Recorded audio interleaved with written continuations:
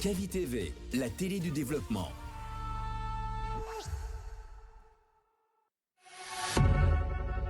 Vous pouvez désormais suivre l'ensemble de nos programmes via notre application disponible sur Play Store et App Store. L'information est le meilleur carburant pour faire fonctionner les machines pour un développement durable. La photographie de l'actualité, c'est aussi sur siaminfo.com, notre plateforme dynamique. Kavi TV, regardez la lumière. Kavi TV, la télé du développement. Kavi TV, c'est plus qu'une chaîne.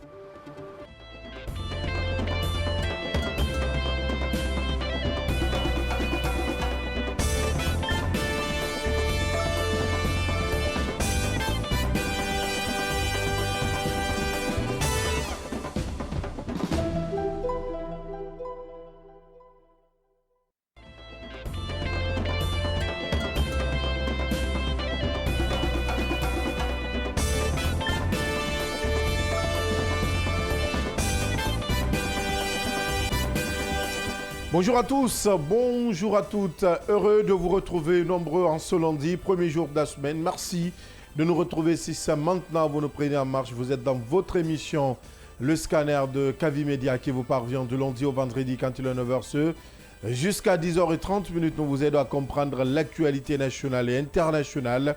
Merci de nous pratiquer partout en Guinée grâce à notre chaîne de télé Kavi TV qui vous accompagne sur les différents bouquets Canal+ et Star Times. Vous nous écoutez via notre fréquence 89.5 ici à Conakry et à l'intérieur du pays. Merci d'être des nôtres sur notre site d'information siaminfo.com, sur notre application mobile disponible sur Play Store et App Store.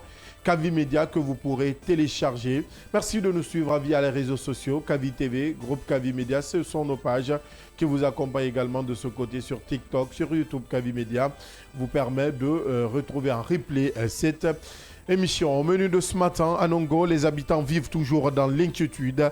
Après l'effondrement d'une partie d'un bâtiment il y a quelques jours, de nouvelles fissures ont été constatées dans la zone. Un phénomène qui ravive la peur dans la commune de Lambagné soulève de nombreuses questions. Sommes-nous face à un risque plus important qu'on ne l'imagine? Les autorités et les promoteurs immobiliers doivent-ils prendre la pleine mesure de la situation? On en parle dans cette émission Le Scanner. C'est une affaire qui continue de susciter de vives réactions en Guinée.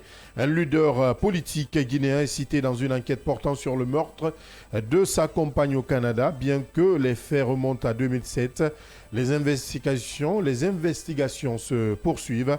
Récemment interrogé à Conakry par une équipe de journalistes, l'intéressé n'a pas voulu se prêter aux questions, une réaction qui alimente depuis de nombreux commentaires dans le strict respect du principe de la présomption d'innocence. Que sait-on réellement de cette affaire? Quels sont les éléments connus du dossier? On en parle dans cette émission, Le Scanner. Dans cette émission également, nous reviendrons sur les résultats provisoires globaux des élections législatives et communales du 31 mai 2026.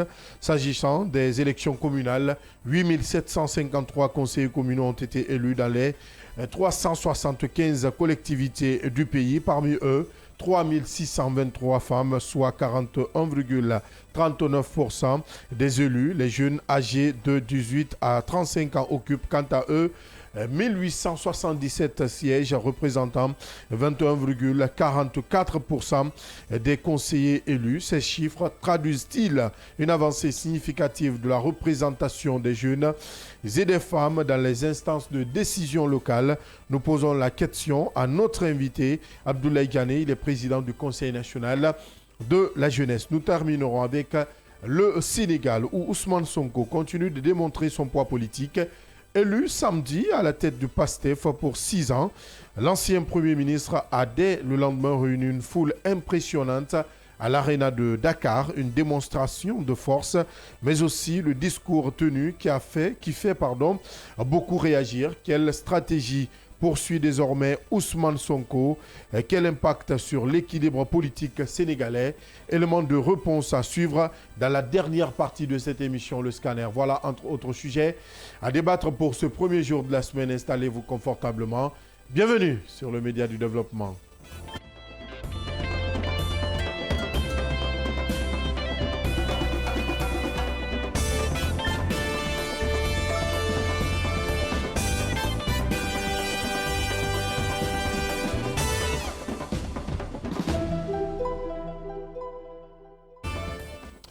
Merci de nous retrouver dans ce numéro. C'est parti pour plus d'une heure de débat avec les débatteurs autour de moi pour débattre de l'actualité nationale et internationale. À ma droite, Yamoussa Cheikh Kamara, bonjour. Bonjour Abdallah, bonjour au peuple de Guinée. Bonjour Mohamed Leba. Bonjour Abdallah, bonjour à tous. Bonjour Yaya Diallo. Bonjour Abdallah, bonjour au peuple de Guinée. On commence par ce premier sujet. Nous l'avons suivi via les réseaux sociaux et même sur certains médias de la place. À Nongo, l'inquiétude reste vive quelques jours après l'effondrement partiel d'un bâtiment. De nouvelles fissures ont été signalées dans la zone, sur une partie notamment de la route. Une situation qui alimente les craintes des habitants de Lambagny, de la commune de Lambagny précisément, et relance le débat sur les risques liés aux constructions dans cette zone. Faut-il donc craindre de nouveaux effondrements? Mohamed Leba, voilà la question que nous nous posons ce matin. Il faut craindre beaucoup déjà parce qu'il y a aujourd'hui, il y avait des symptômes qui se manifestaient et des symptômes. Il y a aujourd'hui quand même des actes qui arrivent naturellement avec ces fissures-là, parce que la dernière fois, il y a un immeuble qui a failli s'affaisser automatiquement et intégralement. Et donc cela dit aujourd'hui que les autorités ont quand même du pain sur la planche de prendre les responsabilités face à cette situation. Alors Abdallah, il faut d'abord, je crois, situer cette affaire dans son contexte initial, parce que d'abord tout est parti des alertes naturellement venues des citoyens. Il faut le dire, en début 2026, il y a des citoyens qui avaient commencé quand même à alerter. Naturellement, ça avait commencé avec certains bâtiments du côté de Nongo et jusqu'à Lambagny, dans la commune de Lambagny. Mais il faut le dire que on avait quand même négligé en ce moment-là, et personne ne pensait que c'était vraiment quelque chose qui pourrait prendre de l'ampleur, alors que ça pouvait s'intensifier. Alors ce phénomène préoccupant, il faut le dire, désormais étudié, donc a fait son apparition en début 2026. En tout cas, quand même qu'une bonne partie de la population, surtout les habitants de cette localité-là, commencent à en parler.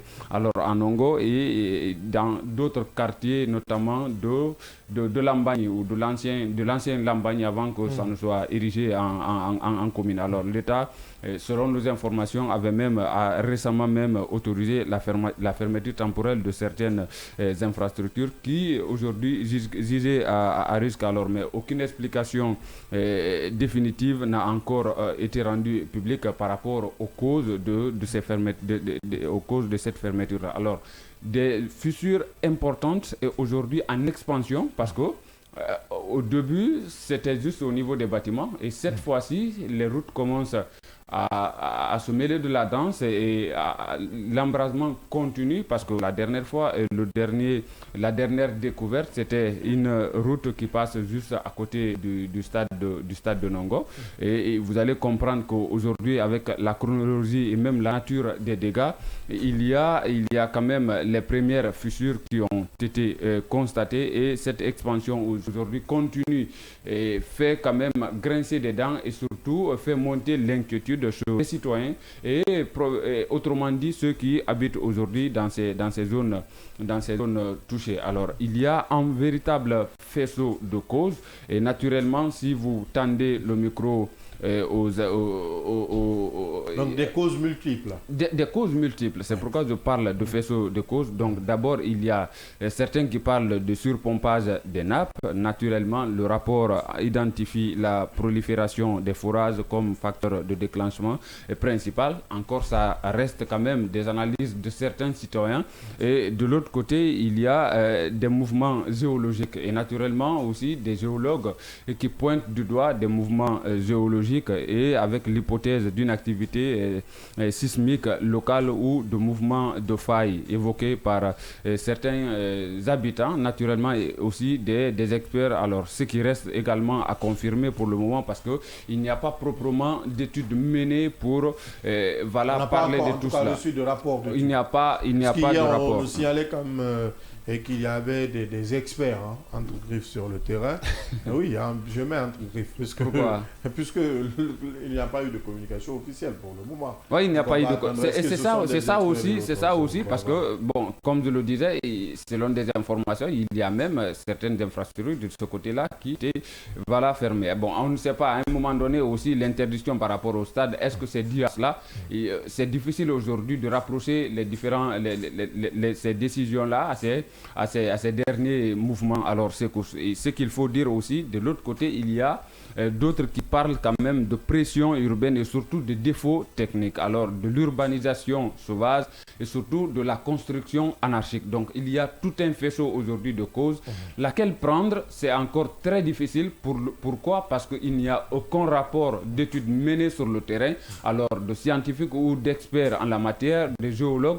Aujourd'hui, chacun se débrouille de son côté pour parler de ce qu'il sait ou de ce qu'il sait quand même connaître de ces différentes causes-là. Maintenant, quelle réponse du côté des autorités? Je crois que c'est ce qu'on attend tous. Et vu que nous sommes journalistes, certainement on peut avoir quand même des pistes de solutions aujourd'hui à proposer à l'État pour qu'on puisse quand même prendre les devants et éviter que le pire arrive. Et malheureusement aujourd'hui, parce que le pire commence, la dernière fois, et même à travers des éditions d'information de Kavi Media, on en parlait par rapport à cet immeuble-là, naturellement, qui commence à s'affaisser. Et si ça continue comme ça, parce que les fissures quand même, beaucoup aujourd'hui de bâtisses abritent ces fissures-là. Et la cause réelle, c'est quoi? Et si l'État ne se bouge pas, c'est très compliqué pour les citoyens de savoir réellement qu'est-ce qu'il faut faire dans de telles situations. Alors, il faut dire que les actions de déclaration officielle, aujourd'hui, il n'y a presque pas encore. En tout cas, si ça existe, c'est peut-être en catimini. Pour le moment, il n'y a pas de décision officielle. En tout cas, sur le terrain, permettant aux citoyens de savoir réellement sur quel pied se tenir. Alors, il devrait y avoir des missions d'expertise. Naturellement, le ministère des Mines, parce qu'il faut le dire qu'il devrait être impliqué dans cela, parce que quand on parle de causes géologiques et tout et autres, donc ça veut dire que le ministère des Mines pourrait avoir une réponse nette à ces différentes interrogations-là. Donc, comme je le disais, le ministère, selon nos informations, quelques cadres seraient rendus sur le lieu, c'est-à-dire pour étudier le phénomène. Alors, comment, avec quel outil aujourd'hui? C'est là aussi également des questions se posent. Le wait and see, attendons de voir la suite, mais ce qui reste clair, Moussa Cheikh Kamara, en une minute, aujourd'hui, les populations de ce côté vivent la peur au ventre. Justement, heureusement que le taureau a été pris par les cornes à travers des annonces faites, notamment des instructions données de l'autre côté par le ministère. Parce que vous voyez l'épaisseur pour ceux qui sont à la télé. Oui, par le ministère de l'Habitat et de l'Aménagement du Territoire, qui a déjà ordonné à ce que les habitants victimes de ces localités puissent quitter les lieux en attendant d'éviter le pire. Donc à ce niveau-là, on peut estimer qu'aujourd'hui, la portée de la chose ou de la menace est aujourd'hui remarquée, même par les autorités ou l'autorité compétente. À ce niveau, ce que nous pouvons dire, c'est que chacun doit faire très attention. C'est-à-dire la prudence aujourd'hui doit prédominer du côté de Nongol, la Bani et puis des secteurs Boal, entre autres, qui sont directement concernés par la situation. Aux citoyens, surtout, de faire très attention en attendant que la situation soit maîtrisée par les autorités, puisque quand même, c'est inédit, il faut quand même le comprendre, en attendant de situer les responsabilités, en attendant de savoir ce qui se passe, qu'est-ce qui a provoqué tout ça, avec le travail des experts peut-être qui vont venir après, pour vraiment mettre la lumière sur l'affaire. Je crois chacun est appelé à la prudence. À la prudence surtout, Diallo, puisqu'il s'agit quand même de phénomènes que nous ne maîtrisons pas totalement. Quand je parle de nous, je parle de la Guinée. Évidemment, et je pense que c'est une exigence nationale aujourd'hui. Il faut apporter une réponse urgente face à ce qui est en train de se développer de l'autre côté là. Je pense que on en avait parlé depuis un bon bout de temps, mais est-ce que la récurrence ou la recrudescence de ce phénomène géologique n'avait pas pris une telle ampleur. Et je pense qu'aujourd'hui, de Lambani en passant par Nongo, de Nongo en passant par Simambossia, il y a depuis plus d'une année aujourd'hui, les citoyens lancent l'alerte par rapport à ce qui est en train de se développer de ce côté-là. Jusque-là, on peut le dire, il n'y a pas une réponse institutionnelle et scientifique pour pouvoir justement prendre des dispositions nécessaires afin de limiter les dégâts. Ça ne se fait pas, on se contente des hypothèses prises ici et là, alors qu'en réalité, il y a des services qui sont habilités. Il faut des études. Oui, justement, je peux rester dans le studio ici et avancer des hypothèses. Voilà, des spécialistes de tous azimuts qui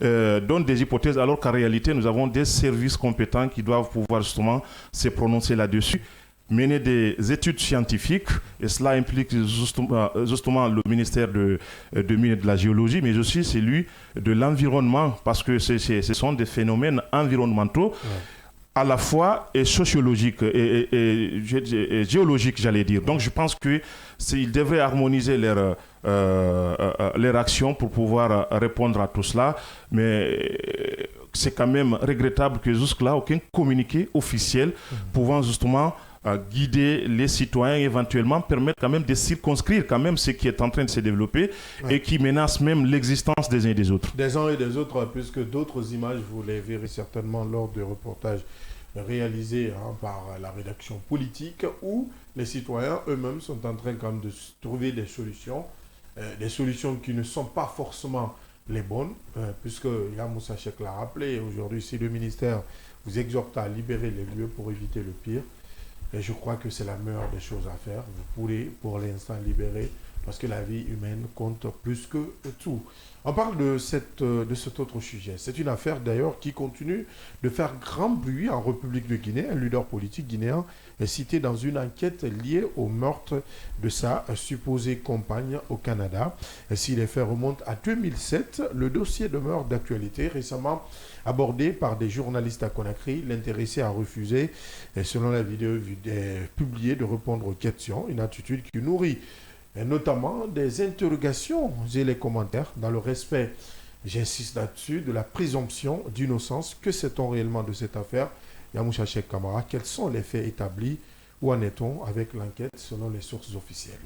Alors, il s'agit de quel acteur politique guinéen? Il faut directement édifier la lanterne des téléspectateurs également et de nos éditeurs là-dessus. Il s'agit de Rafi Ousso, un homme politique guinéen, président du parti du Renouveau et du Progrès, PRP, qui est pointé du doigt d'enfer. Et vous savez, dissous récemment par le MATD. Exactement, dissous par le MATD, suite à l'évaluation faite dans ce cas de figure. Alors, il a notamment fait parler de ce Rafiou pour ses prises de position en faveur aujourd'hui de l'unité nationale et de l'état de droit en Guinée, ainsi que pour ses démêlés politiques et judiciaires. Vous le savez, très récemment, il a été en novembre 2025, il a été brièvement interpellé et placé en garde à vue à Conakry, donc une arrestation qui a également lieu alors que son parti politique avait été suspendu, vous l'avez rappelé.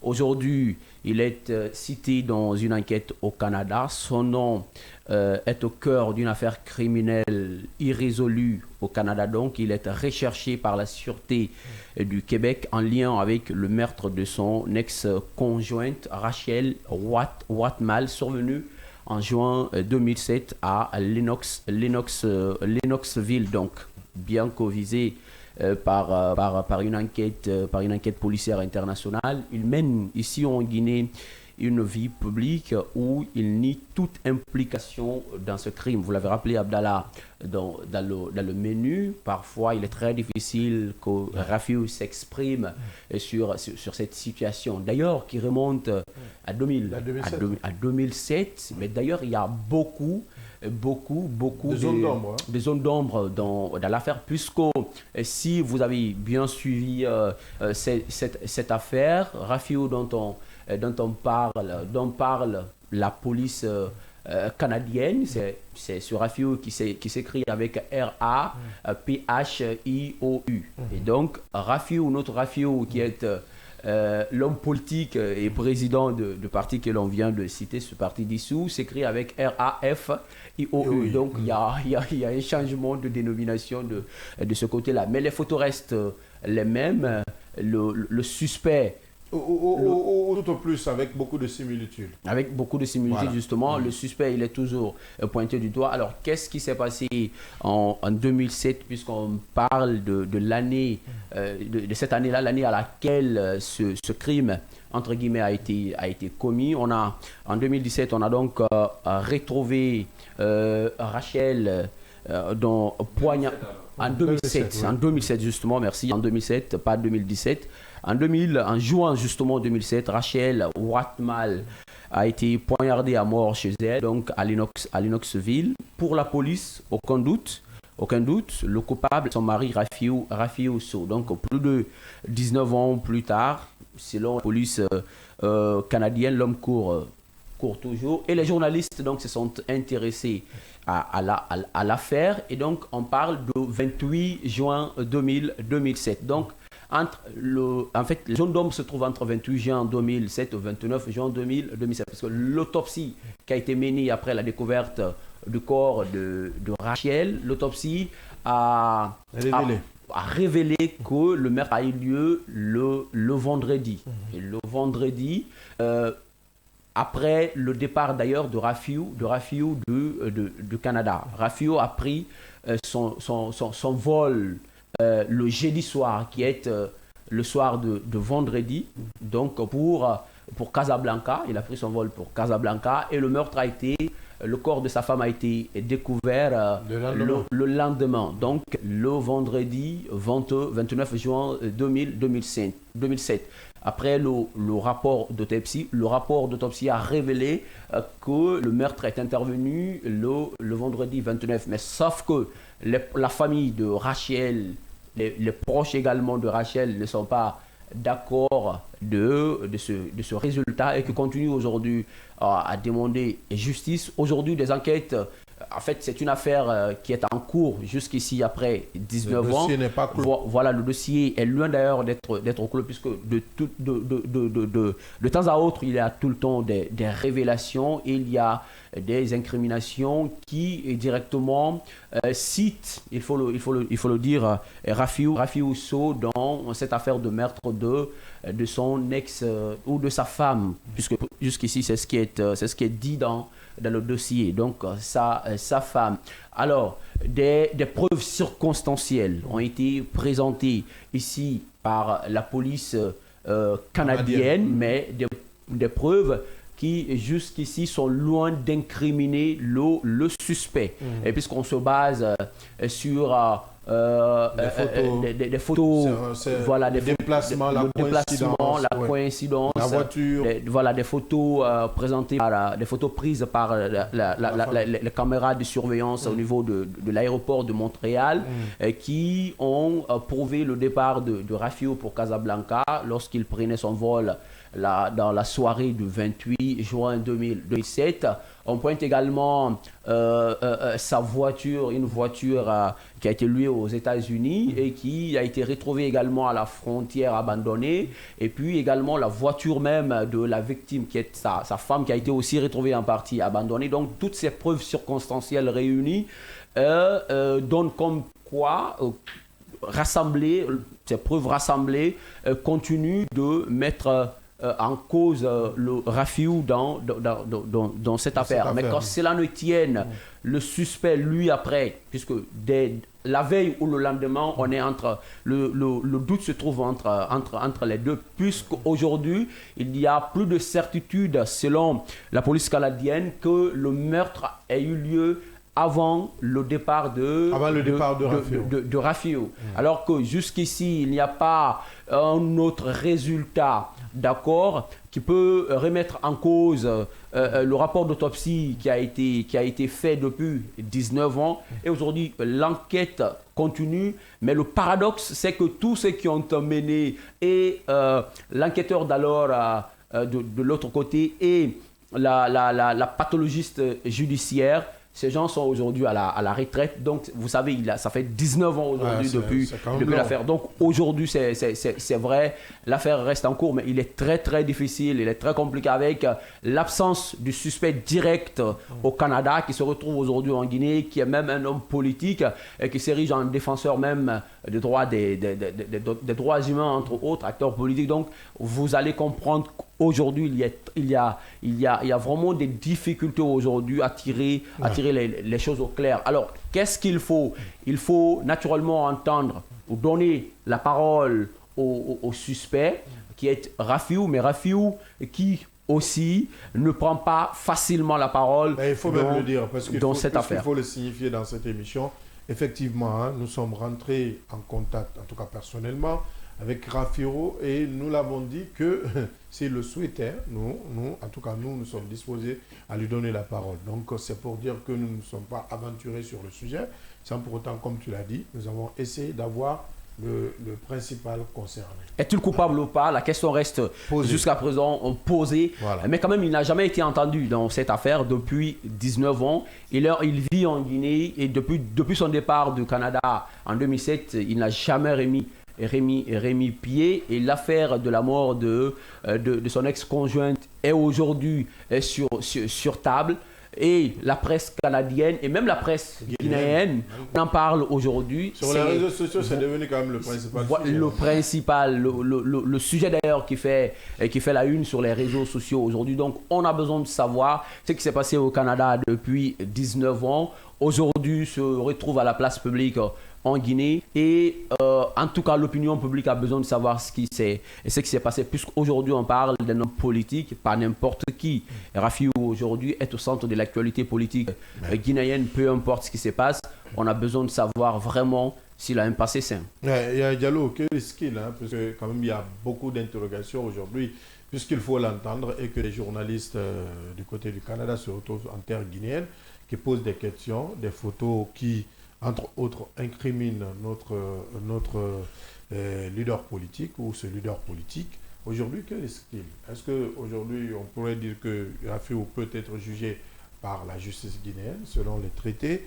Est-ce qu'il pourrait éventuellement être évacué? Autant de questions que nous nous posons nous-mêmes ici dans ce studio. Justement, avec prudence, puisque je voudrais dire de passage que la même prudence que la justice canadienne est en train de prendre vis-à-vis de ces dossiers-là, la même prudence devrait s'imposer chez nous aussi en Guinée. Je crois que les mots sont soignés et il faut qu'on reste dans ce cadre-là. Maintenant, que risque-t-il en attendant qu'une conviction soit assise autour de cette affaire-là?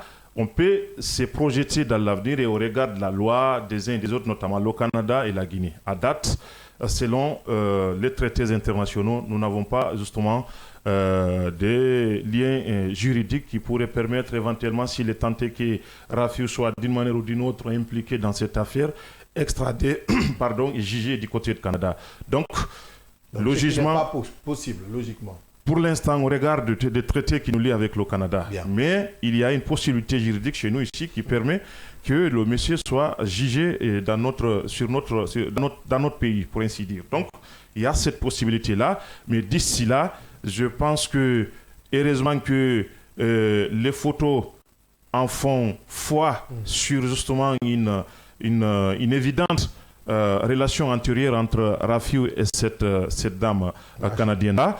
Maintenant, autour du maître, il faut qu'on soit prudent, parce que je le rappelais tout à l'heure, il y a eu un Afro-Américain qui fut exécuté à travers une injonction létale sur la base de résultats tronqués et truqués, disons, d'un supposé meurtre de sa voisine. Il fut exécuté en 2017. Après les études, on se rend compte en 2026. Évidemment, les études n'étaient pas, disons, scientifiquement justement prouvées et que finalement, c'est un innocent qu'on avait justement tué. Ouais, il faut éviter, comme l'a rappelé aussi, d'aller vite à besoin. Mohamed Leba, c'est un dossier judiciaire, c'est une affaire de meurtre. On traite ce dossier avec beaucoup de prudence, puisque nous sommes journalistes, il fallait quand même mettre aux yeux à la place publique ce sur quoi nous nous fondons. C'est aussi les preuves ou les sources officielles qui nous donnent ces détails. Mais aujourd'hui, est-ce qu'il faut éviter d'aller dans l'émotion et rester dans les faits? Oui, il faut éviter d'aller dans l'émotion. Malheureusement, c'est ce qui arrive chez nous. Il y a déjà le tribunal de la rue. Chacun est procureur de la République. De la rue et des réseaux sociaux. Oui, bon, le tribunal de la rue, vous savez, souvent on dit que... sur la rue. Voilà, c'est la rue. Vous savez, les réseaux sociaux sont comme le contenu. Il y a la rue numérique et la rue physique. Voilà. Exactement. Donc, il y a beaucoup de procureurs aujourd'hui de la République quand même qui s'érigent un peu partout à travers la ville, à travers les réseaux sociaux, qui condamnent déjà ou qui donnent pour coupable Rafi Yousso sans pour autant même connaître la genèse de l'affaire, sans pour autant connaître l'évolution, sans pour autant connaître la vérité et surtout de tout ce qui s'est passé dans cette affaire-là.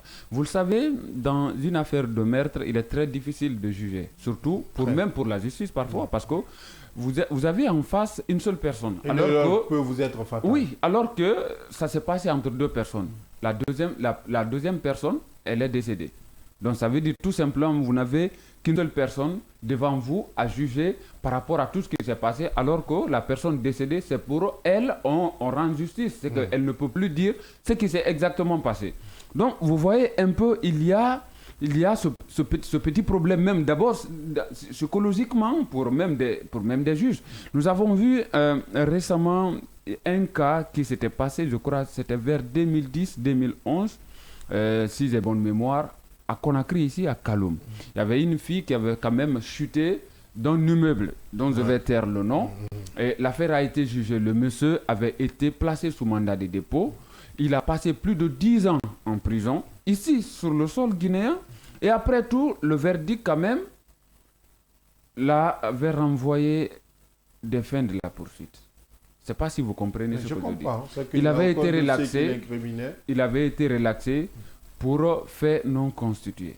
Donc, ça veut dire qu'il aura passé plus d'une décennie en prison pour des faits ou pour un crime qu'il n'aurait jamais commis. Seul certainement Dieu, dans ce cas de figure, peut connaître la vérité et toute la vérité. Seulement vous Dieu, savez, Dieu ne parle pas dans les tribunaux. Il ne parle pas. Nous sommes en 2007. Le numérique, la technologie n'était pas aussi comme nous le vivons maintenant là. Il faut le dire. Donc c'est aujourd'hui un sujet très sensible qui devrait peut-être même être abordé après les premières instructions dans cette affaire-là ou l'audition de la personne aujourd'hui mise en cause, que moi-même je ne pourrais même appeler suspect. Pour moi, il est mis en cause, Rafiou, jusqu'à nouvel ordre, tant que sa culpabilité, encore les soupçons sur cette affaire ne se renforcent pas davantage au niveau de la justice, parce que Yaya l'a dit tout à l'heure, la justice canadienne traite l'affaire avec beaucoup de délicatesse, beaucoup de prudence. C'est aujourd'hui, nous, chez nous, on prend les choses avec les deux mains. Oui, mais c'est venu quand même, pas pour te couper, d'un reportage de journaliste aujourd'hui. Évidemment. Moi, j'ai une autre question. D'une journaliste même oui, parce que c'est d'une équipe, je crois qu'elle n'est pas seule. Et si vous regardez la question... Et là, pas même la question. Est-ce que ces journalistes avaient l'autorisation?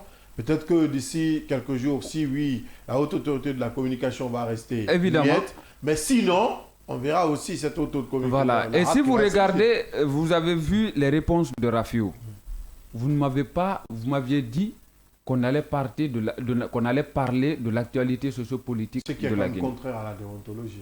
Vous comprenez? Voilà. Vous dites à votre invité, on va parler de ça. Après, dans la réalité des faits, vous l'amenez sur une autre piste qui est contraire à ce que vous lui avez dit vraiment... Mais ce n'est pas une affaire cachée. Non, mais ce n'est pas une affaire cachée, mais quand même, ce n'était pas ce pourquoi dans cette vidéo, Rafi, je veux dire que ce n'est pas quand même interdit d'en parler. Oui, non. L'affaire existe. On parle de journalistes, là. On parle de journalistes. On parle de meurtre. On ne parle pas d'un simple citoyen. Un piège, attention. Vous comprenez? On parle d'un journaliste. D'une démarche journalistique. Voilà, journalistique. L'enquête, jusqu'avant cette vidéo devenue virale, était une enquête professionnelle. Voilà. Il faut le dire. Mais cette vidéo, les questions et tout, le monsieur lui-même pouvait crier à un harcèlement.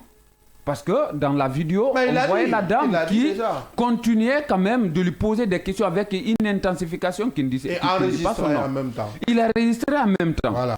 Donc c'est près de par une prise d'image autorisée, parce que pour le monsieur, c'était des sujets liés à l'actualité politique de notre pays.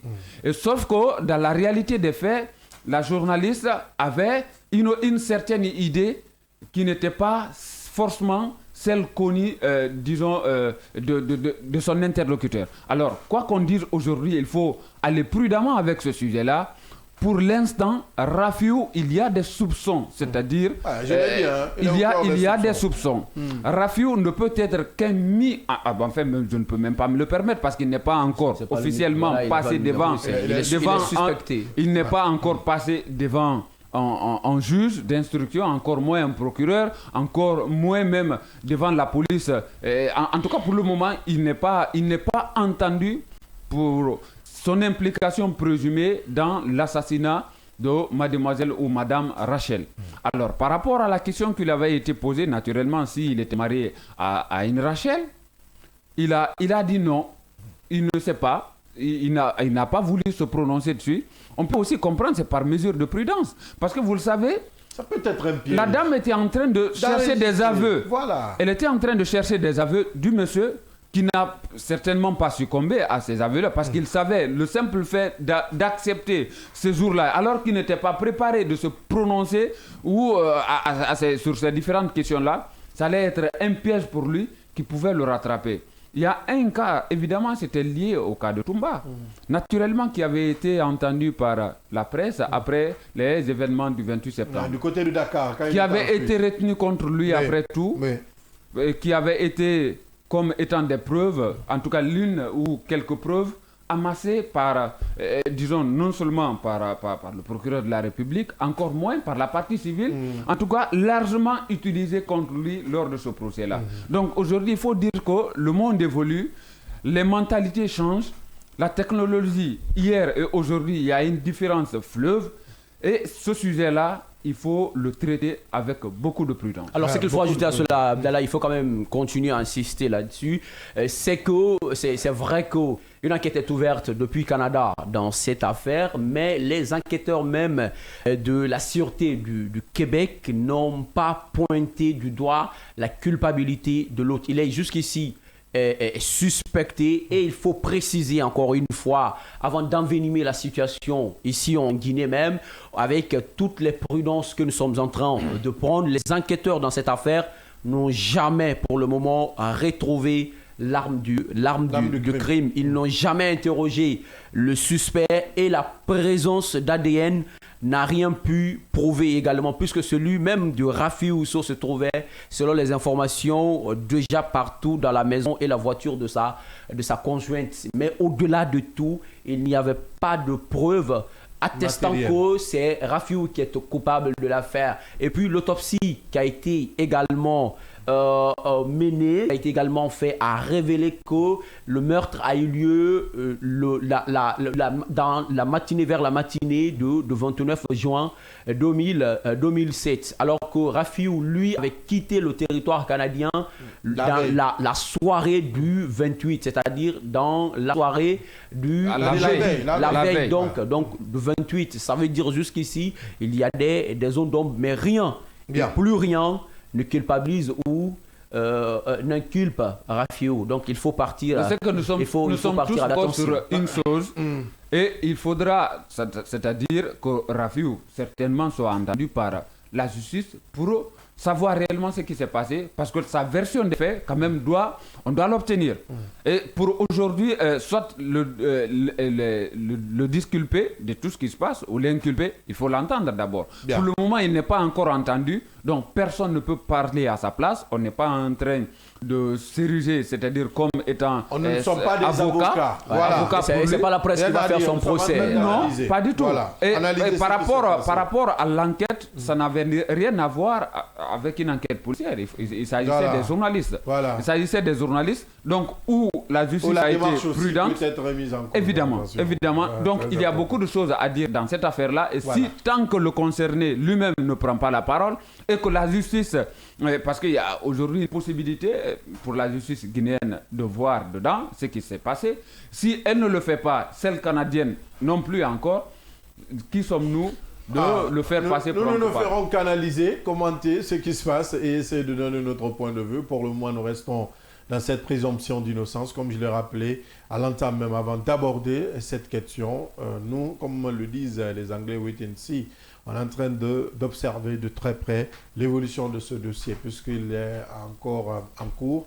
Et ça fait 19 ans de patience ou d'impatience pour la famille victime, en tout cas de passage, paix à l'âme de cette Canadienne décédée, tuée, ou en tout cas les mots... Rachel Watmal. Rachel du côté du Canada. Nous restons en Guinée et nous parlons maintenant des résultats provisoires globaux des élections législatives et communales du 31 mai 2026.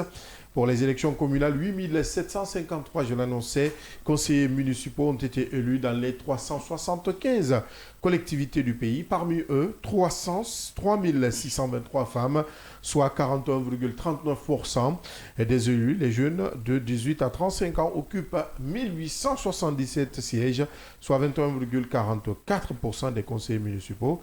Mais cette question, ou ces questions, ces chiffres traduisent-ils une progression réelle de la participation des femmes et des jeunes à la gestion des affaires locales? Assistons à une nouvelle dynamique de représentation politique. Nous posons la question à notre invité qui est déjà sur ce plateau. Abdoulaye Ghané, il est le président du Conseil national de la jeunesse. Bonjour, bienvenue.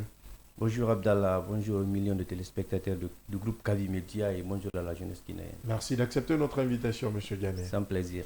On commence par cette actualité. Vous l'avez déjà suivi, ces chiffres annoncés par la Direction générale des élections, chiffres provisoires, il faut le rappeler, puisque la Cour suprême est la seule institution, en tout cas, à valider ces résultats. On attend encore le verdict de la Cour suprême. Mais en attendant, les chiffres publiés par la DGE voient sur...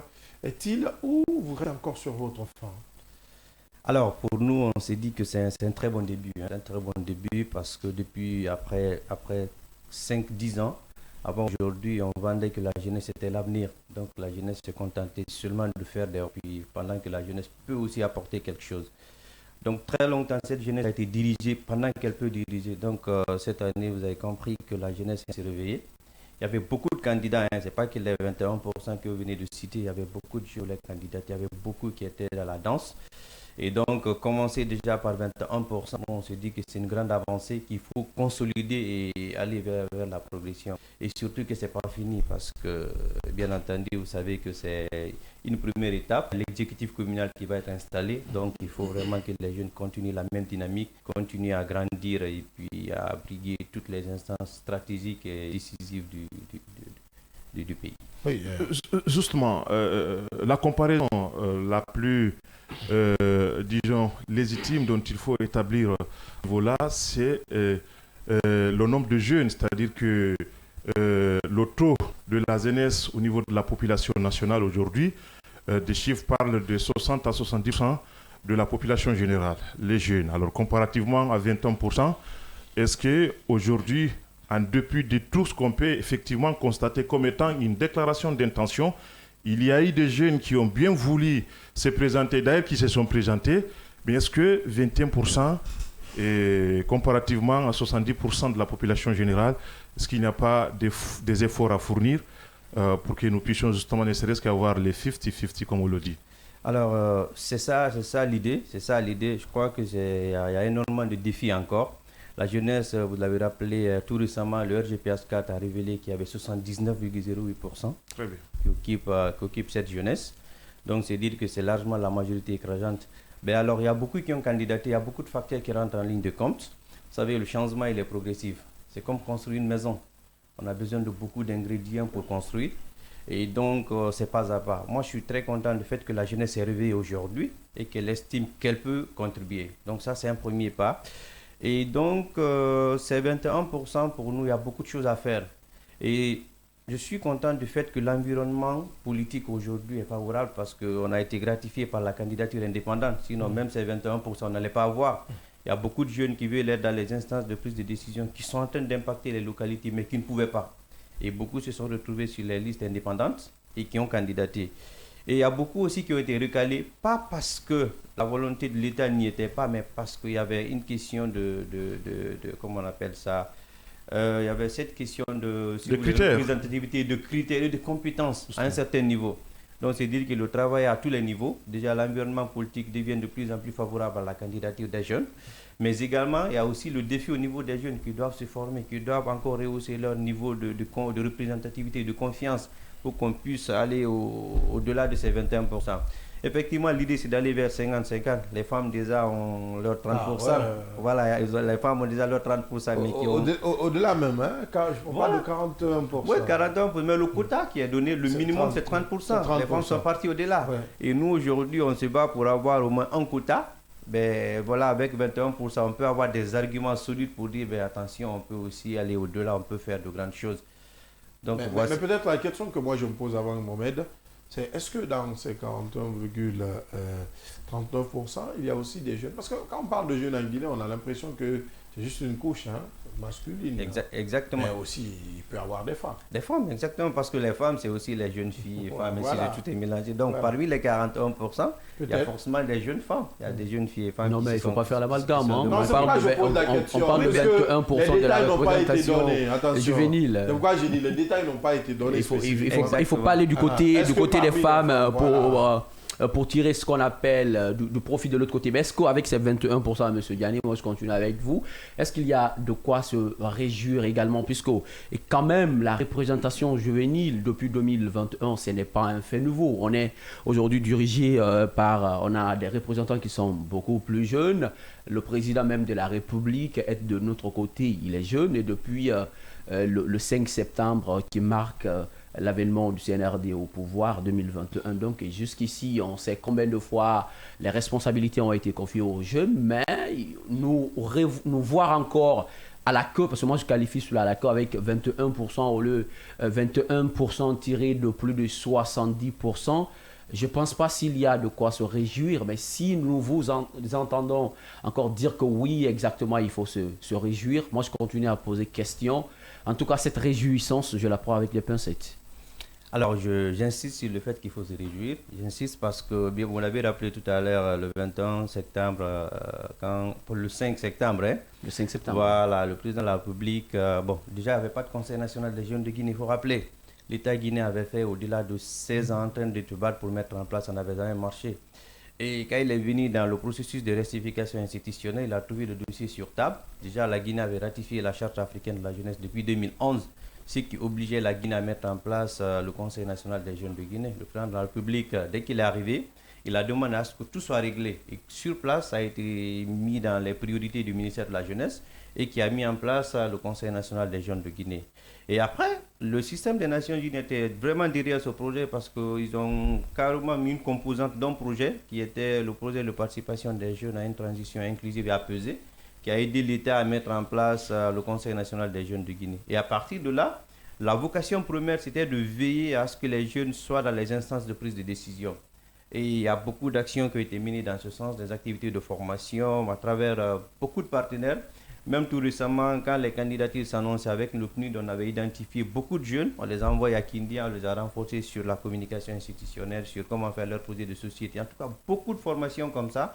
Parce qu'il faut rappeler aussi que la jeunesse était longtemps endormie, elle croyait quel était l'avenir. Ouais. Et ce qui était un piège. Parce que la jeunesse se contentait d'accompagner les leaders, d'accompagner les candidats pendant qu'elle-même ne pouvait candidater. C'est tout récemment la jeunesse s'est réveillée. Et avec ce réveil, comme vous l'avez remarqué... Bien que tardif. Voilà, bien que tardif. Vous avez remarqué au niveau des instances nominatives, il y a des jeunes. Aujourd'hui, briguer un poste de prise de décision n'est pas un tabou pour les jeunes. Avant, on ne pouvait même pas rêver. Donc, si le président a eu cette volonté, et d'ailleurs les politiques... Il y a aussi des jeunes vieux, parce que la jeunesse est de 18 à 35 ans. Quand on part au-delà de 35 ans, quand même, on ne peut pas parler. Nous avons vu quand même des démonstrations lors des dépôts de candidature ici, des jeunes vieux qui sont venus et puis après finalement qui voulaient tellement se rajeunir alors qu'ils étaient en avance sur leur âge. Bon, mais là n'est pas la question. Aujourd'hui, nous sommes quand même... les élections sont derrière nous. Je parle de ce double scrutin. Vous l'avez dit tout à l'heure vous-même. Il y a une démonstration quand même des jeunes. Et au niveau de l'ensemble des mairies, il faut le dire. Alors parlons des élections communales. Et aujourd'hui, après ces élections-là, il y a quand même la mise en place naturellement de l'exécutif communal. Alors aujourd'hui, quelles sont vos attentes étant jeune? Les attentes, déjà, c'est d'être dans les instances, dans les exécutifs, parce qu'il faut le rappeler. L'idée n'est pas d'être là seulement. Il ne faut pas être figurant, il faut impacter, il faut vraiment peser quand il est question de prendre des décisions. Et on sait que ça ne sera possible que quand les jeunes sont dans l'exécutif communal. Donc c'est pourquoi je disais tout à l'heure que le travail, ça vient de commencer, le travail vient de commencer. Aujourd'hui, on est sur une liste et surtout que la configuration politique tranche de façon équitable. Quand on est tête de liste, on n'est pas forcément maire tout de suite. Ouais. Donc, il faut vraiment encore une communication à l'interne. Il faut avoir les mots, il faut avoir l'audace. Il faut avoir un projet à vendre aux conseillers pour qu'ils te fassent confiance, pour que tu sois maire ou vice-maire ou quelque chose comme ça. Et donc, nous, on est en train encore de travailler avec beaucoup de jeunes pour que vraiment qu'ils puissent avoir le courage de lever la main pour être à l'exécutif et pourquoi pas être à l'exécutif. Parce que c'est là qu'ils peuvent avoir la voix, c'est là qu'ils peuvent changer les choses. Sinon, la participation va se résumer à des chiffres, ce qu'on ne souhaite plus, parce que très souvent, la jeunesse a été calquée en termes de statistiques. On a un gros chiffre, on dit c'est la jeunesse, pendant qu'au fond, ça ne se reflète pas sur la vie de la jeunesse. Donc aujourd'hui, l'idée, c'est de continuer le combat, de continuer à rassurer les jeunes pour qu'ils puissent encore bousculer l'exécutif et être présents. Alors, vous êtes président du Conseil national de la jeunesse. Dites-nous, comment ça se passe? Comment le Conseil national de la jeunesse évolue aujourd'hui?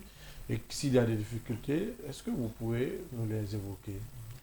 Alors, le Conseil national des jeunes de Guinée, comme je le rappelais, c'est un organe consultatif sur les questions de jeunesse. C'est un organe qui a été mis en place pour une première en 2023. Bien sûr, sur recommandation personnelle de son Excellence, Monsieur le Président de la République, qui a estimé qu'il allait coûte que coûte mettre en place cet organe parce que c'était pas conçu. En tout cas, on ne pouvait pas comprendre qu'il y ait une population majoritairement jeune et qu'il n'y ait pas un organe qui le représente, qui parle en son nom.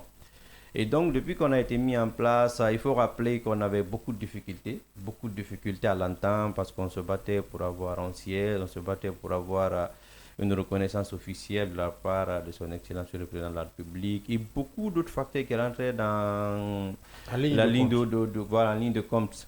Et donc, au début, il y avait aussi une certaine incompréhension sur comment nous devons fonctionner vis-à-vis du ministère de la Jeunesse, de l'État, ainsi de suite, parce qu'on est un organe consultatif, pas forcément des fonctionnaires, mais un organe d'appui à la gouvernance, un organe qui rappelle à l'État un peu certaines priorités de la jeunesse.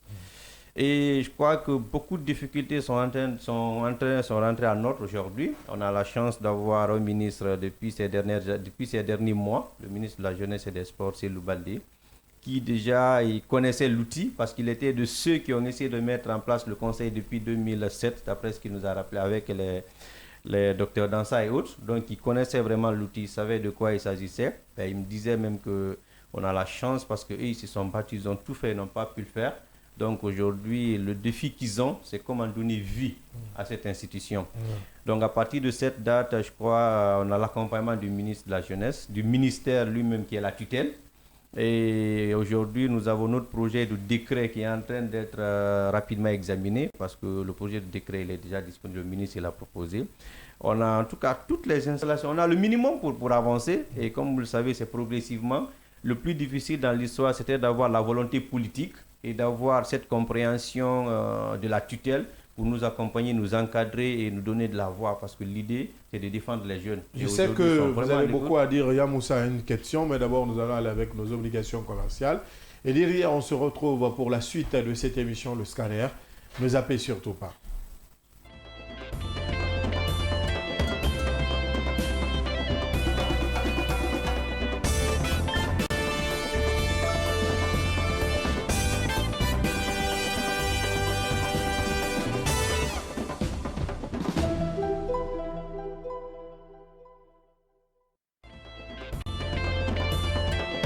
Chez Mondial Express, nous transformons vos voyages en une expérience inoubliable. Faites confiance à notre expertise pour des services de qualité supérieure. Grâce à notre service d'assistance visa, simplifiez toutes vos démarches administratives à travers nos experts.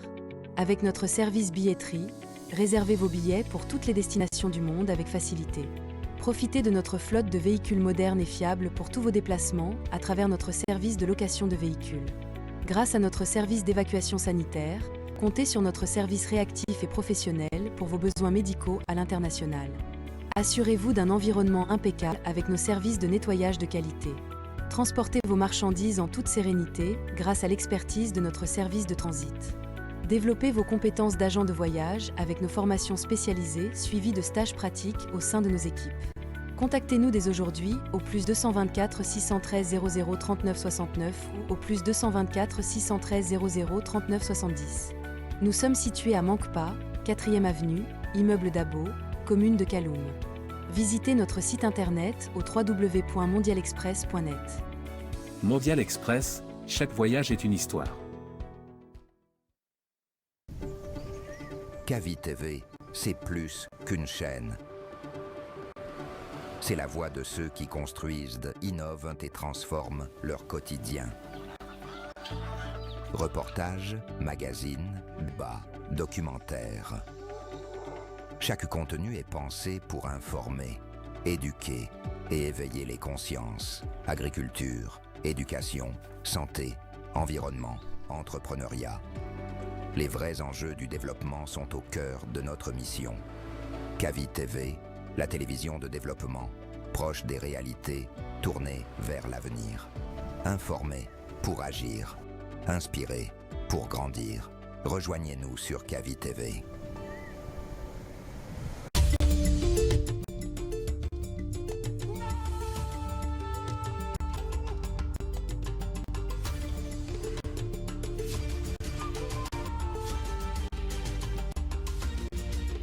Kavi TV, la télé du développement.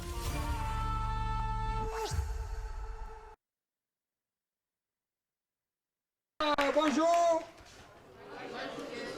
Vous êtes dans votre émission Ma salle de classe. A ouvert le chronomètre dès que la voiture bleue de la ville a pris départ. Nous allons rechercher le nom de la télévision.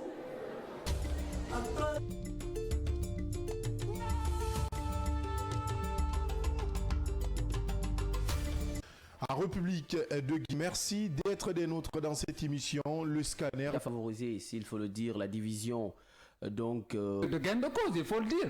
On parle d'un de plus, pas d'un de moins. Pour d'autres négociations afin d'obtenir gain de cause.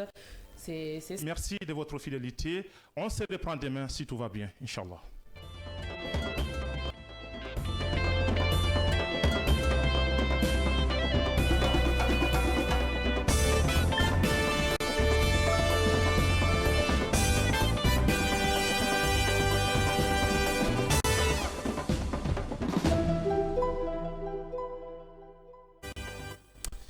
Voilà, il nous reste encore quelques minutes à passer ensemble au compte de cette émission dans sa deuxième partie.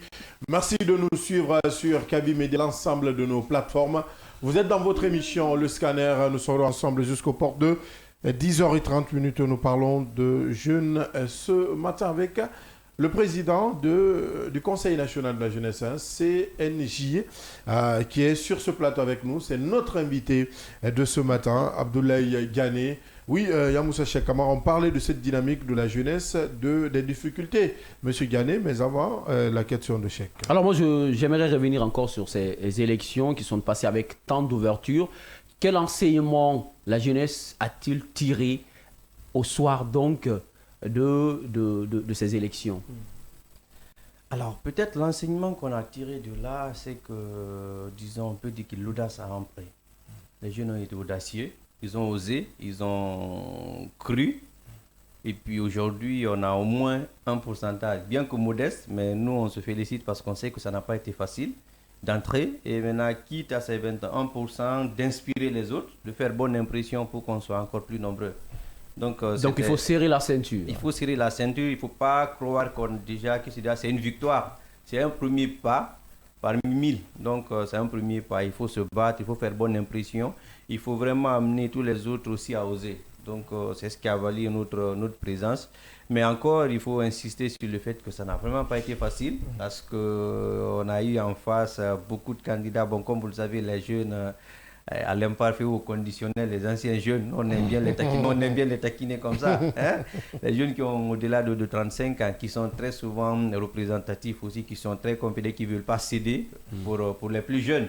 Et donc, c'est une bataille qui est ouverte, mais à la loyale. Ils ne veulent pas céder pour les jeunes, pas les plus jeunes. Alors aujourd'hui, surtout en Afrique aujourd'hui, le combat semble un peu difficile à mener parfois parce que les instances de prise de décision qui devraient revenir aux jeunes, naturellement, sont occupées par des vieux. Dans beaucoup de pays aujourd'hui, si vous prenez le ministère de la Jeunesse, la plupart, ce ne sont pas des jeunes qui dirigent ces départements, y compris la Guinée. C'est des jeunes vieux, comme il l'a dit. Ou des Et cela m'amène à poser cette question-là. Si aujourd'hui, quand même le quota il est recherché, on a aujourd'hui un pourcentage de la représentation au sein de nos institutions, entre autres. S'il y a aujourd'hui un défi à relever, quel allait être pour cette jeunesse le plus grand défi? Bon, le plus grand défi à date, c'est d'abord mériter la confiance des électeurs qui ont eu confiance à ces 21%. Surtout. Ça, c'est le plus grand défi. Parce qu'après, c'est ce qui va définir ou conditionner peut-être demain les 30 ou 50% qu'on va avoir, parce que je crois que c'est possible. Alors, le plus grand défi, c'est de mériter cette confiance et de continuer à se performer. Et l'autre chose, peut-être, pour revenir à votre intervention de tout à l'heure, alors, la jeunesse, comme je le disais, a été longtemps piégée. Il y a un discours qui a tout son sens, qui endormait les jeunes. Vous êtes l'avenir. Et donc, le risque, c'est quoi? Jusqu'à 35 ans, on te fait croire que tu es l'avenir.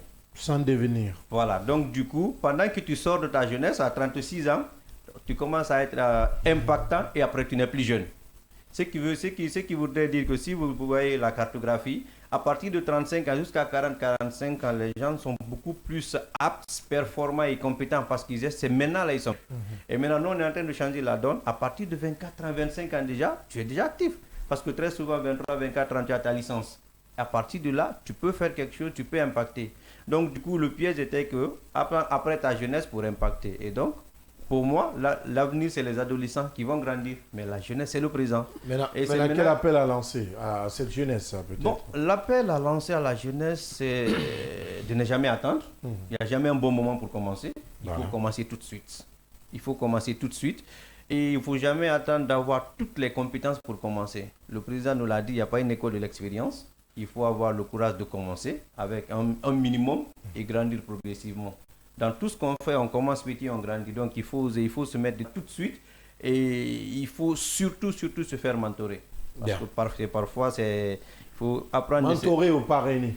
Qu'est-ce que vous préférez? Mentorer. Moi, je préfère mentorer. Voilà. Je préfère mentorer parce que là, affaire de parrainage, là, ça risque de créer assez de problèmes. On va vous garder et nous, on va prendre la direction du Sénégal où Ousmane Sonko confirme son influence sur la scène politique élu samedi à la tête du PASTEF pour un mandat de 6 ans. L'ancien Premier ministre a réuni dès le lendemain, il faut le rappeler, une foule immense, du côté impressionnante, immense, à l'Arena de Dakar. Une démonstration de force politique accompagnée d'un discours qui suscite de nombreuses réactions. Quel message Ousmane Sonko cherche-t-il à faire passer donc? Quel impact cette séquence ou cette démonstration peut-elle avoir sur l'avenir politique du Sénégal, Yaya Diallo?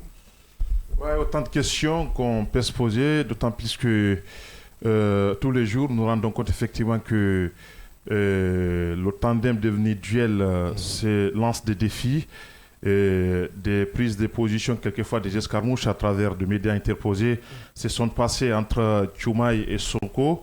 Eh bien, désormais, il fallait que ces congrès électifs puissent avoir lieu pour pouvoir, encore une fois, avoir l'occasion des détentions. Je suis le seul maître au sein du Parti africain du Sénégal pour le travail, l'éthique et la fraternité, les patriotes. Alors, il y a eu au niveau du Diamniao, si je prononce très bien, si je sais pas le cas, vous pouvez me rectifier. C'est un Sénégalais par... Diamniao, voilà, c'est un Sénégalais par défaut. Justement.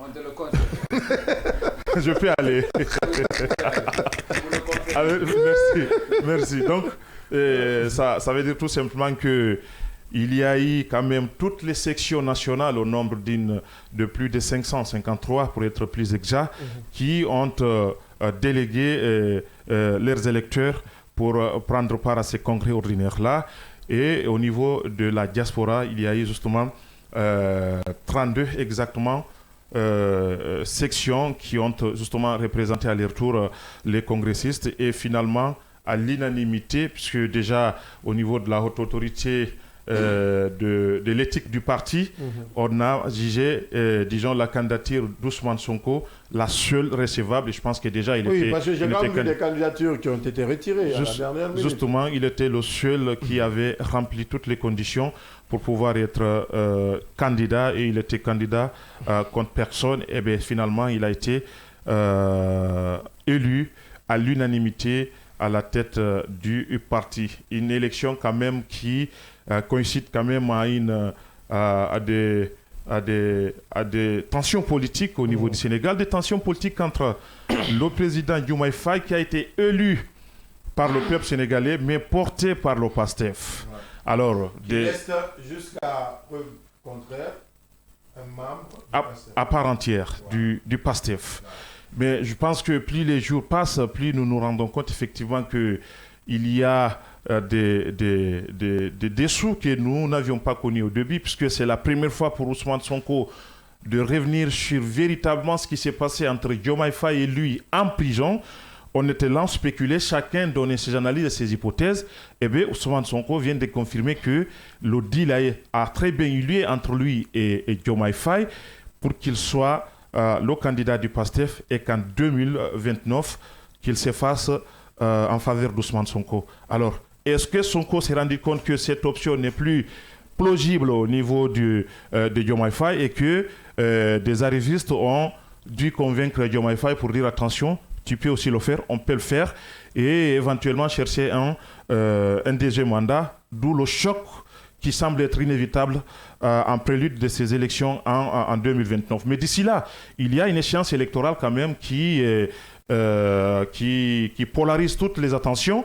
C'est les communales, où il faut encore une fois que chaque parti puisse démontrer effectivement son ancrage politique à travers le Sénégal. Et nous savons très bien que Sonko en a parlé, il en a fait cas en ce qui concerne les communales. Elles peuvent avoir lieu, elles peuvent ne pas avoir lieu, puisque la loi en donne la possibilité au président Diomaye de juger nécessaire ou pas si elles peuvent être tenues, et éventuellement repousser certainement les élections. C'est un discours aussi avec des pics, il faut rappeler, puisque Sonko disait dans son discours, je cite, que la loyauté ne trahit pas sa parole. C'est comme ça il a dit. Je ne sais pas, il fait allusion à qui, je ne sais pas si c'est destiné encore à Diomaye, mais il continue, il poursuit en disant que celui qui gère l'exécutif règle les problèmes du Sénégal. Évidemment, et c'est le premier responsable devant le peuple, ou le seul devant le peuple. Voilà. C'est vrai, et Sonko est allé plus loin en affirmant effectivement qu'il refusait, il parlait du PASTEF, le réformisme théâtral, et qui maquille les dépendances sans les combattre. Il continue pour dire que nous refusons également le volontarisme autoritaire qui prétend parler au nom du peuple tout en l'éloignant des décisions. Alors ce sont quand même des expressions qui ont marqué éventuellement. Il est allé pour mettre fin à tout soupçon de fissure politique ou de l'effritement du PASTEF. Il parle d'une idée, le PASTEF est une idée, on ne peut en aucun cas disons, faire disparaître une idée. Donc c'est pour autant dire effectivement qu'aujourd'hui, Sonko, et d'ailleurs ça a été toujours le cas, même quand il était au niveau de la primature, il a toujours tenu, disons, un discours qu'il tenait quand il était dans l'opposition. Donc cette liberté de parole, s'il faut le dire comme ça, tout c'est sur quoi. Oui, c'est du Sonko, tout c'est sur quoi il n'a pas été d'accord. Il a eu le courage de le dire, sauf à l'évidence, on s'en rend compte que du début jusqu'à la fin, il n'a jamais été d'accord avec Diomaye Faye. Est-ce que c'est parce que tout simplement Diomaye n'a pas pu revenir ou peut-être aller très vite sur un certain nombre de choses, donc des éléments clés que le PASTEF avait justement mis en avant pour son projet de transformation, tenez-vous bien, Abdallah, parce que c'est de là qu'il s'agit. Et il y a un mot qui revient dans la bouche de Sonko, il parle de la révolution. Et nous savons qu'est-ce que c'est aujourd'hui. Donc c'est quelqu'un qui prône aujourd'hui une rupture face à un système qui s'est quand même qui s'est enraciné depuis plus de 60 ans au niveau du Sénégal. Si en tout cas on part de ses propres, disons, de ses propres termes et de son discours qu'il a toujours tenu, parce que c'est le narratif de Sonko, il faut mettre fin à cette monnaie coloniale, il faut renégocier tous les contrats qu'ils jugent stratégiques et il faut abandonner, disons, cette réorganisation de la dette cachée. Il faut essayer de renégocier avec le FMI et tout ce qui s'ensuit. Or, aujourd'hui, il y a une urgence. Est-ce que Diomaye va continuer justement à se mettre à régler des comptes face à ce qu'on a jugé comme étant les responsables aujourd'hui de la situation du Sénégal? Je vais parler du régime de Macky Sall. Est-ce qu'il va déclarer la guerre aujourd'hui à la France pour le franc CFA, d'autant plus que nous avons quand même les États de l'AES qui sont là à côté, qui depuis plus de 2 ans ont annoncé la fin du franc CFA, mais jusque-là, ils n'y aboutissent pas. Donc je pense qu'il y a là, si vous voulez, un choc de vision sur comment Sonko avait bien voulu justement mettre en œuvre le programme du PASTEF et les réalités du pouvoir qui ont amené Diomaye Faye aujourd'hui à collaborer avec les uns et les autres et effectivement s'adapter à la situation et voir comment est-ce qu'il faut obtenir des résultats. Et je pense que Diomaye s'est rendu compte qu'il était quand même sous l'emprise politique de Sonko, il s'est débarrassé de lui. On verra très bien, parce que c'est lui quand même qui a un résultat à présenter, un bilan à présenter au peuple sénégalais. Il s'est rendu compte qu'effectivement, qu'il fallait justement continuer avec avec lesquels il pourra mettre en œuvre le programme du PASTEF, parce qu'il faut dire, Diomaye est le programme. Peut-être c'est la façon de faire ou de mettre en œuvre ce programme-là qui divise le... C'est surtout. Et qu'il faut, pour terminer, Abdallah, parce que c'est un sujet très important, termine là-dessus aujourd'hui, puisque les gens aujourd'hui parlent d'une probable confrontation politique et électorale entre les deux camps au niveau du PASTEF. C'est qu'il faut rappeler, puisqu'aujourd'hui, Sonko quand même fascine au-delà des frontières, au-delà du Sénégal aujourd'hui. C'est quelqu'un qui porte un message légitime pour le continent africain, on est tous d'accord. Mais Sonko, jusque-là, quand même, fait face à des rivalités internes et externes au niveau du Sénégal et au niveau de l'étranger. Il doit pouvoir, justement, puisque c'est lui qui veut diriger le Sénégal, tenir compte de tous ces facteurs-là et éviter la confrontation, puisqu'une confrontation avec Diomaye aujourd'hui, il risque encore une fois de revivre la même expérience en 2024. C'est un Sonko qui ne mâche pas ces mots, Mohamed Leba. À l'entendre dire que recruter des maires ou éliminer des adversaires ne donne pas un second mandat, est-ce qu'il est en train de se projeter sur 2029 et dire à Diomaye, même si tu te présentes, je serai encore là? Oui, vous le savez, politiquement, aujourd'hui, on pourrait même dire que Sonko a une longueur d'avance sur Diomaye. Qu'est-ce qui te fait dire ça, Bon, Mohamed, j'ai l'impression que il est trop confiant. Non, tu aimes trop Sonko. Au-delà de ça. Tu es fasciné. Mohamed, il parle de politique. Mais il parle de politique. Mohamed est trop confiant. Trop confiant. Mohamed, tu es fasciné par Sonko ou quoi? Vous savez, parfois, je ne sais pas si vous faites exprès. Non, je fais pas exprès. De fermer les yeux, pas que vous, même celui qui est à côté de moi. Voilà, je ne vais pas dire son nom. Vous le savez très bien dans quelle situation Diomaye Faye a été porté à la tête du Sénégal. Nous le savons très bien, nous étions tous là en 2024 quand les violences se donnaient rendez-vous au Sénégal. Donc, à l'issue de cette élection... Tu veux qualifier Sonko de survivant désigné? Non, je ne parle... Il a écrit le projet à passer de Diomaye. C'est ce qu'il dit. C'était pas un survivant. C'est ce qu'il dit. Oui, mais après, personne n'a dit le contraire. Il y a beaucoup de choses également que Sonko a avancées qui ne pourraient pas faire la vérité. C'est-à-dire même s'il n'y a pas encore eu de contradictoire c'est-à-dire opposé à son discours. Donc, il y a beaucoup de choses. Naturellement, quand il parle d'un présumé, ou il faut le dire comme ça, on ne sait pas, au moment où ils étaient en train de parler entre eux, en prison, de deal politique qui pourrait lier les deux, c'est-à-dire Sonko et Diomaye. Aujourd'hui, peut-être il y a un autre aspect que les gens pourraient oublier. Est-ce que les déchirures entre les deux personnes pourraient venir, c'est-à-dire d'un désir, je dis bien d'un désir de Diomaye Faye, pour un second mandat, alors que dans les conclusions, disons, dans les conclusions préalables de ce deal entre les deux personnes, on parlait d'un mandat pour l'un et le second pour l'autre. Donc, vous voyez, aujourd'hui, les gens sont dans un véritable nuage. On ne comprend véritablement ce qui s'est réellement passé et ce qui se passe et ce qui se passera certainement entre Diomaye Faye et Ousmane Sonko. Donc aujourd'hui, quand je dis avoir une longue d'avance politiquement sur Ousmane Sonko, il y a déjà sur Diomaye Faye, il y a beaucoup de démonstrations. Même la mobilisation, cette mobilisation que nous voyons à la télé tout à l'heure là, en dit beaucoup long par rapport aujourd'hui à Ousmane Sonko et à sa personnalité qu'il est parvenu. Voilà, c'est ça la différence. Comprenez-moi. Hein? Le cas de Diomaye, politiquement, il s'agit de politiquement correct là. Vous comprenez? Et en politique, vous ne pouvez pas. J'ai peur que c'est vrai que l'un... Tu seras surpris en 2029. J'attends, la politique ne va jamais me surprendre parce que déjà, je sais que la politique elle-même, c'est une surprise. Donc, ça ne va carrément pas me surprendre. Parce que Diomaye risque de continuer sans détruire son coin, de continuer de briguer un second mandat. On attendra de voir, sauf que le Sénégal n'est pas comme certains pays de l'Afrique. Mais la foule n'est pas forcément l'électorat. Au Sénégal,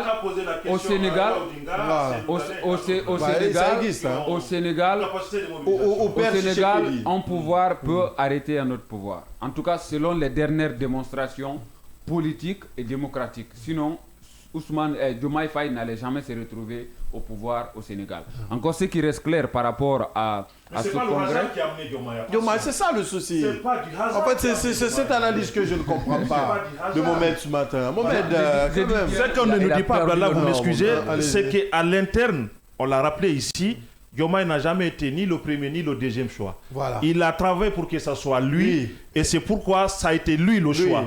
Et c'est la troisième personnalité du PASTEF, le secrétaire exécutif. C'est pas un survivant. Non, mais non, pas du tout. Voilà. Et d'ailleurs, on l'a dit, le hasard n'existe pas en politique. Voilà, en politique. Voilà. Mohamed ce matin, c'est du 1 contre 3. Je ne comprends pas ce qui reste clair. C'est le seul Sonko sur ce plateau. Ce qui reste clair, le bout du tunnel est encore plus loin. Et aujourd'hui, ce qu'on... Vous voyez Sonko en 2019 ce qu'on ne dit pas, bon, enfin, c'est bien possible. C'est la politique. Je ne peux pas jouer sur des cartes de mathématiques ou encore de sciences exactes, mais ce qui reste clair, en politique, tout peut arriver. Et de l'autre côté, il y a ce dont on ne parle pas aujourd'hui, c'est cette crise aujourd'hui qui s'empare quand même du Sénégal. Oui, vous le savez, pendant ça que les gens sont concentrés sur la politique. Évidemment, pourtant, le Sénégal sombre petit à petit dans cette crise-là, qui devient de plus en plus plurielle. J'apprenais quand même que le FMI devrait se rendre dans la capitale, Dakar. Très prochainement, c'est quand même annoncé. Maintenant, qu'est-ce qui va se passer et quelles seront les conditions, c'est-à-dire pour accéder à ces fonds éventuels, on attendra certainement de voir. Mais aujourd'hui, on peut quand même se dire qu'il n'y a pas un véritable mécanisme permettant au Sénégal de sortir de ce bourbier. Parce que là, c'est un véritable bourbier économique. Un bourbier économique, Cheikh Yamoussa Cheikh Camara, vous y croyez aujourd'hui un Sonko en 2019 ou vous êtes sûr que il est en train de... En 2029, hein, vous êtes sûr que Diomaye peut faire la surprise en 2029? Bon, ça fait 2 fois que vous me posez la même question. L'autre fois, c'était le cas. Oui, j'insiste. Voilà. Parce et donc, avec cette dernière surprise, peut-être que ça va te faire changer d'avis. C'est du Sonko qui fait de la politique. Je ne suis ni Sonko ni Diomaye, pour préciser. Même sur ce plateau, il n'y a pas de Sonko, il n'y a pas de Diomaye. C'est pas important d'ailleurs. Voilà. Et donc, ce que je sais, quand on dit que... Diomaye, du mal à trouver des mots. Voilà, non, pas du mal à trouver les mots. Mal à trouver des mots ce matin. Pas du mal à trouver les mots, mais ce que je veux mettre là. C'est un concept qui était né en Guinée, le centrisme. Non mais écoutez, quel centrisme? Vous vous rappelez quand même, hein? Mais peu importe. Mais vous vous rappelez? Ce que je veux dire. Vous vous rappelez, non? Et qui est son père fondateur? Ce que je veux dire, Mohamed. Jean-Marie Doré. Les mots sont en face de moi. Ce que je veux dire, Mohamed, je n'ai pas la hantise des mots, bien sûr. Ce que je veux dire, c'est que la façon dont Diomaye a été porté au pouvoir est maintenant derrière nous, disons-nous la vérité. Ouais. On ne veut plus entendre, ça fait plus de 2 ans environ que Diomaye est là. Comment il a été porté au pouvoir, comment il a été choisi, le débat n'est plus là. Donc il faut dire à Mohamed de s'en en passer. Voilà, on n'a pas besoin de dire que est-ce qu'il a été parrainé par Ousmane ou pas. Les révélations qui ont été faites après nous ont montré, Yaya l'a dit, que Diomaye n'a pas été le premier choix de Sonko ni le deuxième. S'il a été peut-être le 3e et que celui qui avait bénéficié de ce poste de la présidence pourrait être ici. Et donc moi je crois bien, il a déjà fait ses preuves preuves depuis là. Et aujourd'hui, il est le président de la République. Maintenant, la divergence qui existe entre ces deux amis autrefois et aujourd'hui, qui a même conduit comment dirais-je, au remplacement de Sonko à la tête de la primature du côté du Sénégal, c'est cela aujourd'hui l'actualité et c'est ce qui a donné également raison à ce meeting, à ce congrès également qui vient d'être passé et qui, Sonko, était le seul candidat contre lui-même. Donc le score ou les scores qui sont intervenus là, il fallait s'y attendre puisque derrière, il n'y avait aucun candidat au sein du PASTEF qui pouvait au moins s'opposer à la candidature. Donc c'est du Sonko sans partage. Donc c'était du Sonko sans... du Sonko et du Sonko. Alors Sonko sans partage, c'est ça, du Sonko. Voilà, Sonko sans partage, ça vient de donc c'était du Sonko et du Sonko. Voilà. Et voilà les résultats qui sont tombés. On a vu là, mais est-ce qu'aujourd'hui, il s'agit de se mesurer derrière cette démonstration de force politiquement parlant du côté de PASTEF pour faire une comparaison entre la présidence de la République du Sénégal et la présidence du parti PASTEF. Donc moi je crois qu'il y a un grand fossé entre les deux. On ne peut pas aujourd'hui penser que oui, parce que tout simplement Ousmane Sonko est président du PASTEF avec tout ce qu'il a comme mouvement derrière à travers ce congrès qu'il a déjà porté pour une seconde fois président du PASTEF pour 6 ans, pour dire qu'aujourd'hui qu'il a toute la carte en main pour renverser Diomaye Faye en 2029. Politiquement, il faut comprendre que c'est le terrain qui commande. Les élections sont encore projetées en 2020. Politiquement, c'est jouable pour vous? C'est jouable pour tout le monde. Pas parce qu'aujourd'hui, Sonko dresse, pour répondre à la question qui m'a été posée, est-ce que j'y crois qu'il va peut-être... il va rafler la majorité lors de la présidentielle de 2029. Oui. C'est possible qu'il ait une carte à jouer de ce côté-là, puisque derrière aujourd'hui, il a quand même du monde derrière lui, mais sauf que les élections ont leur réalité. Celui qui est le plus silencieux, peut-être le plus stratège sur le terrain. Voilà. Les urnes ont leur réalité. Autrement, il est très difficile de dire aujourd'hui que Sonko est en train de gagner la course à travers tout ce qu'il fait comme campagne déjà prématurée de ces élections en vue en 2029. Bassirou Diomaye Faye aujourd'hui qui ne se laisse pas faire. Et chacun, de part et d'autre, personne ne mâche les mots aujourd'hui. Chacun parle directement et s'adresse directement à l'adversaire pointé ou souhaité. Donc cette adversité existe. Mais en ce qui concerne les élections de 2029, il est très loin de crier victoire ou de choisir un victorieux entre les deux, entre Diomaye et Sonko. C'est vrai, il faut commencer à poser les jalons, puisque derrière, il y a une opposition qui est déclarée de la part du parti PASTEF à la tête Ousmane Sonko, et qui envisage de briguer la présidence sénégalaise en 2019. Donc derrière, 2029. En 2029, je vais dire, derrière les hostilités sont lancées et depuis maintenant, mais qu'à cela ne tienne, on ne peut quand même pas lui offrir le tapis, lui tendre le tapis rouge ou le tapis vert, je ne sais quoi dire. Le tapis rouge. Voilà, le tapis rouge, parce que c'est le tapis présidentiel. Le tapis rouge pour dire que oui, naturellement, en 2029, à travers ce congrès ou à travers cette mobilisation derrière, ou ces soutiens un peu partout, et du côté du Sénégal et un peu partout dans les autres pays voisins, et puis même à l'international, pour dire qu'il est capable de faire basculer la balance lors de la présidentielle de 2029. Comme je l'ai dit, c'est le terrain qui commande en période électorale. Oui, ce qu'il faut dire en ce qui concerne ce duel désormais, est-ce qu'on est tous d'accord que l'unité d'action de ces deux hommes d'État pourrait permettre aux Sénégalais quand même de connaître une rupture tant promise par les différents régimes qui se sont succédés? Les uns croient au projet du PASTEF parce que tout simplement, il y a des points qui sont légitimes et qui concernent aujourd'hui, comme je le disais tantôt, tout le continent africain. C'est une évidence aujourd'hui. De ce point de vue, Sonko bénéficie d'une légitimité incontestable. Ce qu'il exige aujourd'hui, C'est ce que tout Africain doit exiger vis-à-vis de son gouvernement, mais aussi vis-à-vis de certains partenaires à l'étranger qui s'y mixent de tout et qui, en réalité, au lieu de créer des partenariats responsables, comme on le dit, gagnant-gagnant, qui continuent justement d'asphyxier nos économies. Ça, c'est un élément fondamental. Mais en pareille circonstance, le discours du président Diomaye l'a clairement indiqué aujourd'hui, le chemin qu'il entend prendre et sa lecture de la situation en quelques mots. On peut s'opposer sans se déchirer et on peut se succéder sans se détruire. Ouais. Ce message est destiné à qui? À Sonko qui s'agite et qui continue à mobiliser des gens NC pour quelle fin, puisqu'ils ne sont pas quand même dans une bataille électorale. Aujourd'hui, c'est que Diomaye s'est rendu compte. Mais il faut préciser, il ne mobilise pas aussi pour déchirer. Il ne mobilise pas aussi pour déchirer. Voilà, il a sa propre politique, il a ses ambitions. Il faut que Diomaye essaye de faire la part des choses. On sait très bien, un homme politique, il y a certains, c'est leur stratégie. Mais est-ce que c'est une bonne stratégie? Et de tout agimite, je nie donc. Non, mais c'est le monde qui vote. Justement.